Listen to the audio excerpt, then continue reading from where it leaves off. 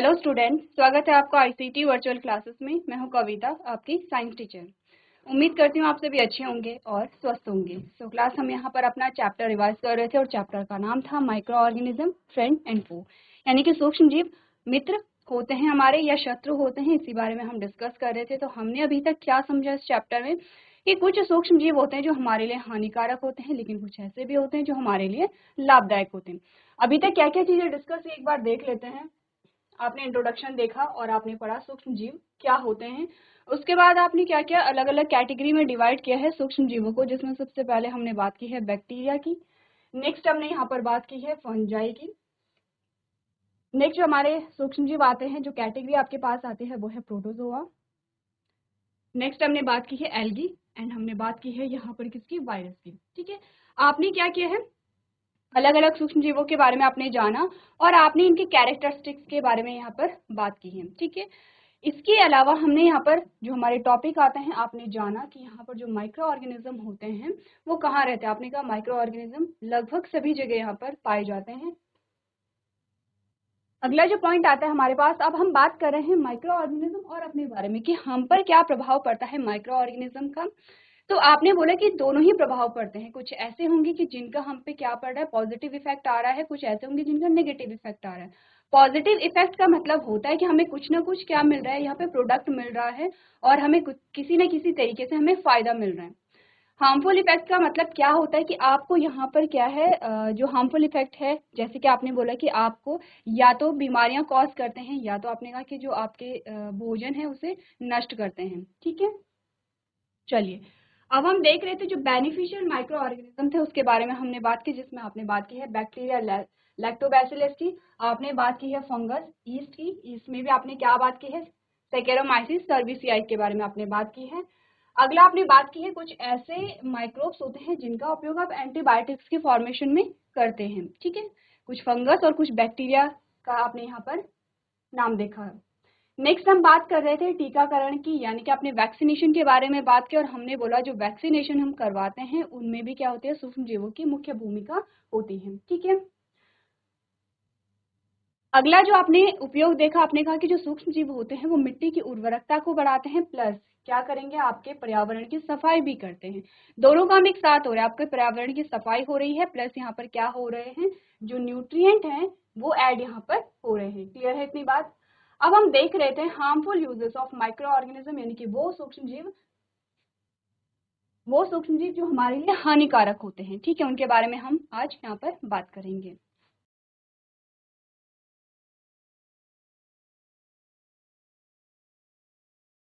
चलिए तो हम देख लेते हैं यहाँ पर harmful uses of micro organism, यानी कि वो सूक्ष्म जीव जो हमारे लिए हार्मफुल होते हैं। आपने क्या चीजें यहाँ पर पढ़ी, आपने बात की है they can be harmful in numerous ways in humans, plants and minerals and cause disease. आपने बोला वे मनुष्य, पौधे और जानवरों के लिए कई तरीके से हानिकारक हो सकते हैं और बीमारियां कर सकते हैं। As stated the disease causing microorganism are known as pathogens, यानी कि आपने बोला कि रोग पैदा करने वाले सूक्ष्म जीवों को हम क्या कहते हैं, रोगजनक कहते हैं। ठीक है, अब आपने बोला कि अब हम रोगजनक कहेंगे या पैथोजन कहेंगे, तो आप यहाँ पर समझ जाएंगे कि हम उन माइक्रो ऑर्गेनिज्म की बात कर रहे हैं जो हमें क्या कर रहे हैं, बीमार कर रहे हैं।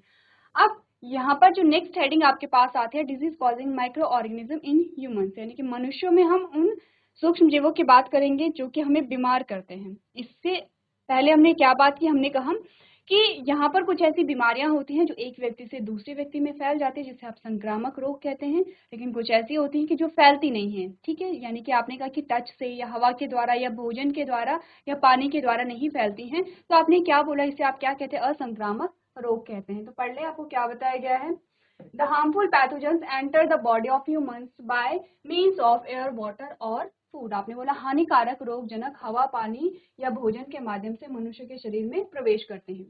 They can then spread to others by contact with the infected person और थ्रू एन एनिमल और इंसेक्ट। आपने बोला फिर क्या करते हैं, वे संक्रमक व्यक्ति के संपर्क में या किसी जानवर या कीट के माध्यम से एक दूसरे में फैलते हैं। The disease that can spread from an infected person to a healthy person by means of air, water or contact are termed communicable disease। आपने बोला कि वे रोग जो एक व्यक्ति है वो स्वस्थ व्यक्ति है और एक व्यक्ति है जो संक्रमित व्यक्ति है। तो आपने बोला कि वे रोग जो एक संक्रमित व्यक्ति से स्वस्थ व्यक्ति में हवा, पानी या संपर्क के माध्यम से फैल सकते हैं, उन्हें आप संचारी रोग कहते हैं, जैसे कि प्लेग है, चिकन पॉक्स है, तपेदिक है, सामान्य सर्दी और वर्तमान में आपने क्या बोला, कोविड, जो कि आपके पास एग्जाम्पल आए हैं। ठीक है, क्लियर है यहाँ तक की बात। अब आपके पास आते हैं कुछ ऐसे रोगों के बारे में हम बात करेंगे कि जो किससे फैलते हैं और किससे उत्पन्न किए जाते हैं। सबसे पहले हम बात करेंगे मलेरिया के बारे में। आपने बोला जो मलेरिया होता है वो क्या होता है, फीमेल एनोफिलिस मॉस्किटो कैरियर होती है। ठीक है, carrier the parasite of malaria called plasmodium. देखिए, जो मलेरिया होता है वो किसकी वजह से होता है, प्लाज्मोडियम की वजह से होता है, लेकिन इसे जो फैलाती है या जो इसकी कैरियर है वो होती है फीमेल एनोफिलस मॉस्किटो। ठीक है। सेकेंड आपने बोला, ये आपके पास इमेज आई है, सेकेंड होता है डेंगू। आपने बोला female Aedes mosquito carrier the dengue virus called flavi virus. अब जो डेंगू होता है वो किसकी वजह से होता है, फ्लैवी वायरस की वजह से होता है, और कैरियर कौन होता है इसका, फीमेल एडिस मॉस्किटो। तो इसमें क्वेश्चन कैसे आते हैं आपके पास, देखिए सबसे पहले तो आपसे ये पूछा जाएगा कि यहाँ पर ये जो रोग है, मलेरिया हो गया है या डेंगू हो गया, किसकी वजह से होता है। दोनों क्वेश्चन अलग अलग हैं, किसकी वजह से होता है और कैरियर कौन है, दोनों अलग अलग चीजें हैं। आपने बोला यहाँ पर अगर हम बोले कि कौन रिस्पॉन्सिबल है, प्लाज्मोडियम की वजह से होता है मलेरिया, लेकिन कैरियर यहाँ पर क्या है, मॉस्किटो है। कौन सा, आपने कहा फीमेल एनोफिलिस। ठीक है। डेंगू किसकी वजह से होता है, फ्लैवी वायरस की वजह से होता है, और इसे स्प्रेड कौन करेगा, आपने बोला यहाँ पर फीमेल एडिस मॉस्किटो। दोनों में कंफ्यूज नहीं करना है, दोनों फीमेल मॉस्किटो हैं, लेकिन नाम आपको याद रखने। एक बार इमेजेस देखिए कि दोनों में डिफरेंस क्या होता है।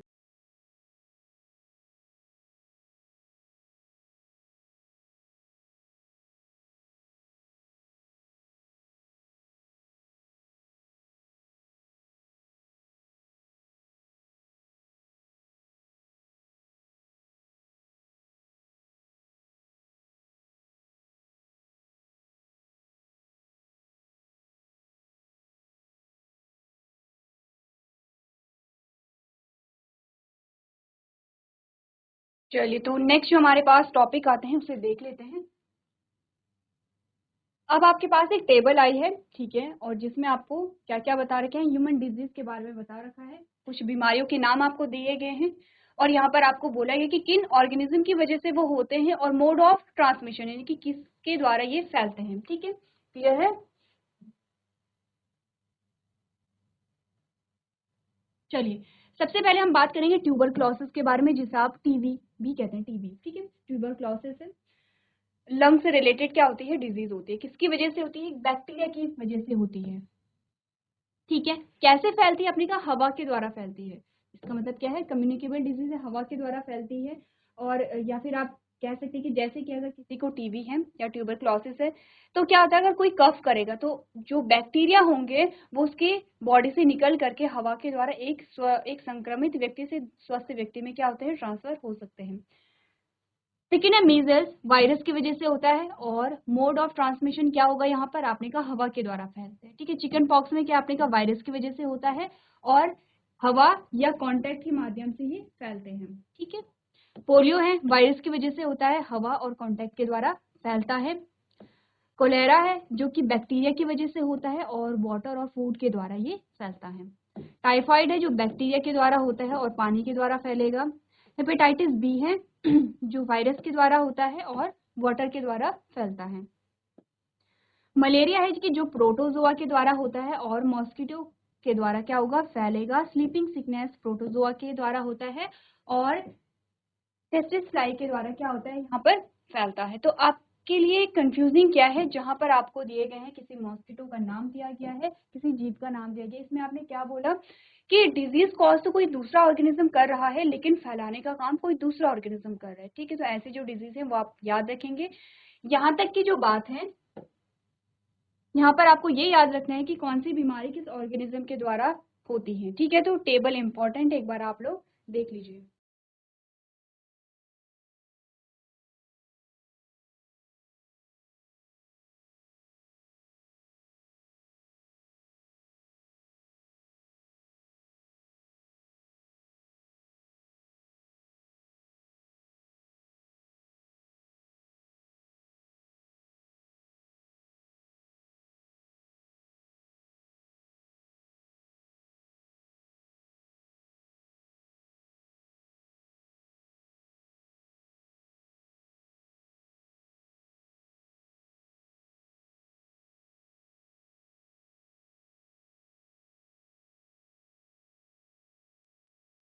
चलिए नेक्स्ट हमारे पास टॉपिक आता है, उसमें यहाँ पर हम बात करेंगे कुछ डिजीज हमारे पास आती है। तो दोनों में डिफरेंस क्या, आपने कहा एक बार आप बात कर रहे थे यहाँ पर जो एनिमल डिजीज के बारे में, यानी कि वो डिजीज जो कि मनुष्यों में होती हैं, और अब हम देखेंगे जो प्लांट डिजीज होती है, यानी कि पादपों में होने वाली जो बीमारियां होती हैं। ठीक है, तो सेम है, आपके पास सबसे पहले डिजीज का नाम दिया गया है, फिर आपको पैथोजन यानी कि रोगजनक के बारे में बताया गया है, फिर आपको मोड ऑफ ट्रांसमिशन बताया गया है कि कैसे फैलते हैं। आपने कहा सबसे पहले होता है सिट्रस कैंसर। अब इजी है, सिट्रस कैंसर किसमें हो रहा होगा, आपने कहा जो सिट्रस फ्रूट हो रहे होंगे उन्हीं में होता है सिट्रस कैंकर। ठीक है, किसकी वजह से होता है, बैक्टीरिया और हवा के द्वारा फैलता है। रस्ट ऑफ व्हीट किसकी वजह से होता है, फंगस की वजह से होता है। ठीक है, कैसे फैलता है, एयर और सीड के माध्यम से। नेक्स्ट है येलो वेन मोजैक ऑफ भिंडी, किसकी वजह से होता है, अब जैसे मोजैक अगर नाम आ गया है तो वायरस की वजह से होता है, रस्ट अगर नाम आ गया है तो फंगस की वजह से होता है। और कैसे फैलेगा, आपने कहा इंसेक्ट के द्वारा फैलता है। ठीक है, चलिए अब आप बात करेंगे फूड पॉइजनिंग की। आपको ये पता होना चाहिए कि टॉपिक हमारा क्या चल रहा है, हम उन माइक्रोब्स के बारे में बात करें जो हमारे लिए हानिकारक होते हैं। ठीक है, सबसे पहले आपने देखा कि मनुष्यों में होने वाले कौन कौन से रोग हैं जो माइक्रोब्स की वजह से होते हैं। देन हमने बात की है कि प्लांट्स में वो कौन कौन से रोग होते हैं जो माइक्रोब्स की वजह से होते हैं। सूक्ष्म जीव भोजन को दूषित करते हैं तो वे कभी कभी जहरीले पदार्थ क्या करते हैं, उत्पन्न करते हैं। और क्या होता है, अगर आपने वो खाना खा लिया जिसमें सूक्ष्म जीव हैं तो उसमें क्या होता है, खाने वाले व्यक्ति के स्वास्थ्य को ये खराब कर देते हैं। इसमें क्या क्या संकेत होते हैं, उल्टी होती है यहाँ पे, और इसी के जैसे सामान्य आपको सिम्टम्स देखने को मिल सकते हैं। तो ऐसी कंडीशन हो सकती है कि आपको हॉस्पिटलाइज भी करना पड़ता है उस व्यक्ति को। सूक्ष्म जीवों से दूषित भोजन के सेवन की स्थिति को आप क्या कहते हैं, फूड पॉइजनिंग कहते हैं। ठीक है, तो इसीलिए कहा जाता है कि हमें बासी जो खाना है वो नहीं खाना चाहिए, या फिर आपको खाना खुला नहीं रखना चाहिए। आप ढक के रखिए खाना, बहुत ज्यादा बासी नहीं रखिए। इससे क्या होता है, उसमें माइक्रोब्स हो जाते हैं और वो क्या करेंगे, अब उस भोजन को क्या करेंगे, एज अ फूड कंज्यूम करेंगे और टॉक्सिन को प्रोड्यूस करेंगे। क्लियर है इतनी बात कि फूड पॉइजनिंग क्या होती है। चलिए अब हमारे पास आता है प्रिजर्वेशन ऑफ फूड, यानी कि भोजन का संरक्षण आप किस प्रकार से करेंगे। तो ये फूड पॉइजनिंग से बचने की ही आपके पास क्या आती है, टेक्निक आती हैं। तो आपको क्या बोला गया है यहाँ पर, आपने बोला as discuss above contaminated of the food by microorganism leads to an change in the color and taste of the food। आपने बोला कि हमें कैसे पता चलेगा कि कोई जो भोजन है वो विषाक्त है या किसी भोजन में माइक्रो ऑर्गेनिज्म आ गए हैं। आपने बोला आपका कलर वहां पर चेंज हो जाता है। आपने कभी देखा होगा, आपने कोई भी दाल रखी है, और दाल का एग्जाम्पल इसलिए ले रहे हैं क्योंकि दाल में बहुत जल्दी आपको पता चल जाता है। ठीक है, आपने दाल रखी तो आप देखेंगे सबसे पहले तो आपका कलर वहां पर चेंज हो जाता है। दूसरा आप देखेंगे कि वहां पर आपको कुछ झाग जैसा भी दिखाई देने लगता है। तीसरा आपने कहा स्मेल आ जाती है। ठीक है, तो ये बेसिक से क्या होते हैं, सिम्टम्स होते हैं या बेसिक से जो चीजें होती हैं जिससे आप समझ सकते हैं कि वो जो खाना है वो खराब हो चुका है। तो क्या बात आपने कि आपने बोला जैसे कि ऊपर चर्चा की गई कि सूक्ष्मजीव द्वारा भोजन के संदूषण से भोजन का रंग स्वाद में परिवर्तन होता है। Several methods can be followed to prevent this microorganism attack. Some of them are as follows। आपने बोला कि यहाँ पर क्या होता है, हम भोजन को क्या कर सकते हैं, स्टोर कर सकते हैं। बहुत ज्यादा दिन तक नहीं, लेकिन एक दो दिन तक आप कर सकते हैं। उसके लिए कुछ टेक्निक होती हैं। आपको करना सिर्फ इतना है कि वो जो माइक्रोब्स है, वो जो माइक्रो ऑर्गेनिज्म है, वो आपके भोजन तक ना पहुंचे। तो आप क्या क्या कर सकते हैं, आपने बोला एक तो केमिकल मेथड आता है सबसे पहले हमारे पास। क्या करते हैं आप केमिकल मेथड में, generally salt and edible oils are used to control their growth and these are termed preservatives। example salt in pickles, sodium benzoate in jams। आपने बोला आमतौर पर लवण और खाद्य तेलों का उपयोग सूक्ष्म जीवों की वृद्धि को नियंत्रित करने के लिए किया जाता है और इन्हें परिरक्षक कहते हैं। एग्जाम्पल है अचार में आप नमक डालते हैं और जैम में सोडियम बेंजोएट डालते हैं। तो देखिए कुछ ऐसे ऐसे फूड मटेरियल भी होते हैं जिन्हें आपको कुछ महीनों तक भी प्रिजर्व करना पड़ता है, जैसे कि अचार हो गया, जैसे कि जैम हो गए हैं, क्या होते हैं ये पैक्ड होते हैं। तो इसमें आप क्या कर सकते हैं, अगर आपने एज इट इज उसे पैक करके रख दिया है तो वहां पर माइक्रोब्स क्या होंगे, डेवलप हो जाएंगे। तो आप क्या करेंगे, कुछ केमिकल मेथड्स के थ्रू यहाँ पर क्या कहते हैं, प्रिजर्वेटिव्स डालते हैं। ये प्रिजर्वेटिव्स क्या करेंगे, आपके भोजन को खराब होने से बचाते हैं। ठीक है, तो अब बात कर लेते हैं कॉमन सॉल्ट के बारे में, यानी कि आम जो नमक होता है, साधारण नमक जिसे आप कहते हैं। आपने कहा this is a common practice where meat and fish और some fruits like raw mangoes, turmeric etcetera covered with salt to live them for longer periods. आपने बोला ये एक आम प्रथा है जहां मांस, मछली या कच्चे आम, इमली आदि जैसे कुछ फलों को लंबे समय तक रखने के लिए, लंबे समय तक चलाने के लिए आप क्या कर सकते हैं, नमक से ढक लेते हैं। सेकंड आता है आपका शुगर यानी कि चीनी। आपने कहा some food items like jam and jelly are preserved in sugar which reduce the moisture to inhibit the growth of microorganism. अच्छी लाइन है, क्योंकि आपने बोला कि माइक्रोब्स जल्दी हाँ ग्रो करेंगे जहां पर मॉइस्चर होता है। जैसे कि अगर फंगस की बात करें, आपने कहा फंगस वही होती है जहां पर मॉइस्चर होता है, ठीक है। तो आपने कहा जैम और जेली जैसे कुछ खाद्य पदार्थों को चीनी में संरक्षित किया जाता है।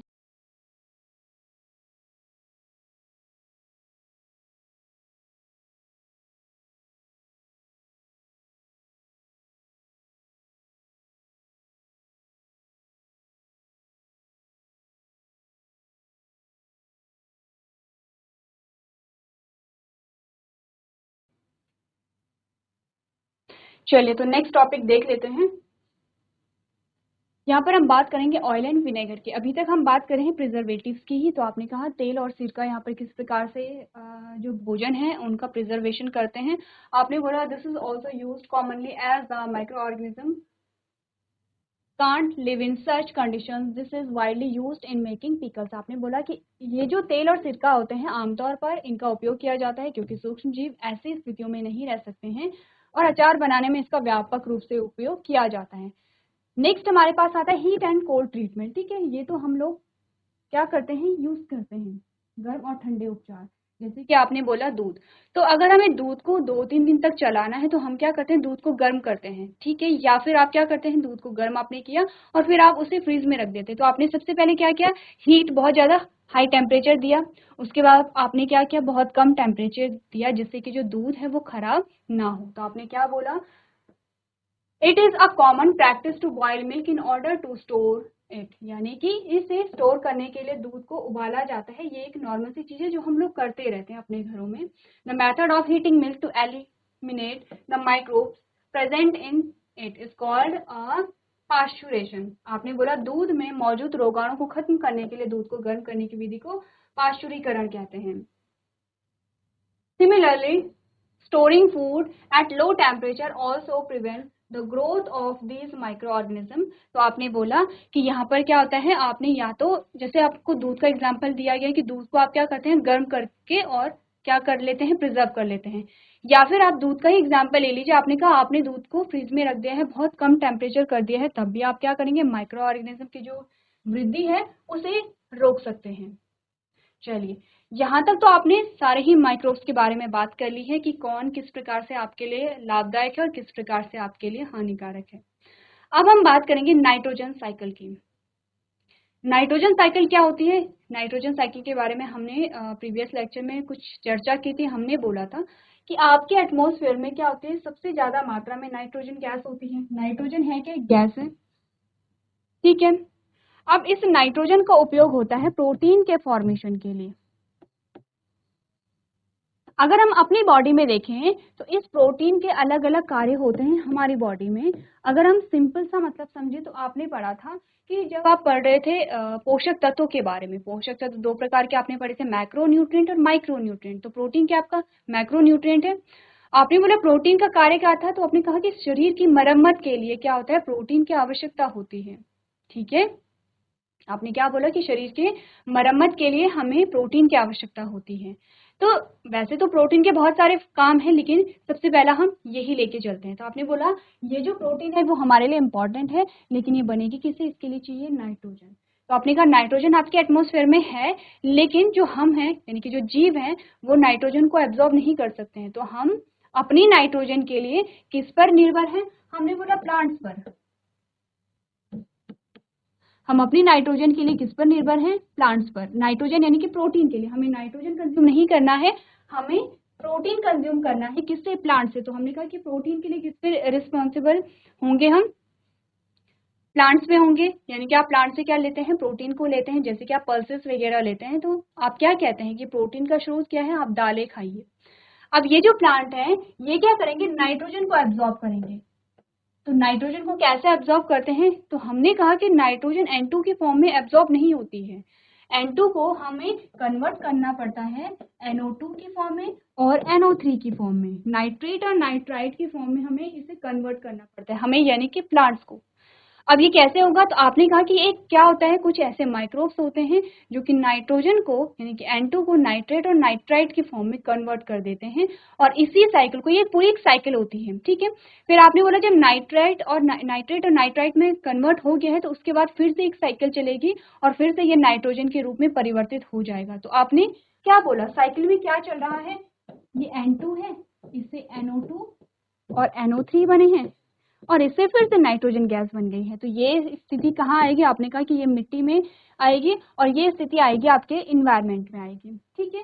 तो सिर्फ 2 ही स्टेप नहीं होते हैं, बहुत सारे स्टेप होते हैं, अलग अलग स्टेप के बारे में हम यहाँ पर बात करेंगे। यहाँ पर आपको सिर्फ मेन प्रोडक्ट को दिखाया गया है, ठीक है, अलग अलग स्टेप आते हैं, अलग अलग प्रोडक्ट भी यहाँ पर बनते हैं। इसी साइकिल को हम क्या कहते हैं, नाइट्रोजन साइकिल कहते हैं। क्लियर है इतनी बात कि नाइट्रोजन साइकिल किसे कहते हैं।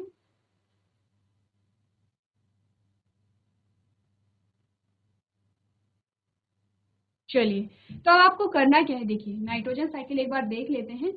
इस प्रकार से आपके पास नाइट्रोजन साइकिल आएगी, ये पूरी नाइट्रोजन साइकिल है और ये आपके पास आते हैं नाइट्रोजन साइकिल के स्टेप्स आते हैं, जिसमें आप नाइट्रोजन फिक्सेशन पढ़ेंगे, नाइट्रिफिकेशन पढ़ेंगे, एसिमिलेशन पढ़ेंगे, अमोनिफिकेशन पढ़ेंगे, डीनाइट्रिफिकेशन पढ़ेंगे। क्लियर है इतनी बात। तो एक बार आप लोग को करना क्या है, एक साइकिल को देख के आएंगे और अगला स्टेप देख के आएंगे कि किस स्टेप में यहाँ पे क्या क्या चीजें हो रही हैं। जो नाइट्रोजन साइकिल है उसे हम नेक्स्ट लेक्चर में कंटिन्यू करेंगे। तो आज के सेशन में हम इतना ही करेंगे। अभी तक क्लास में बने रहने के लिए आपका धन्यवाद।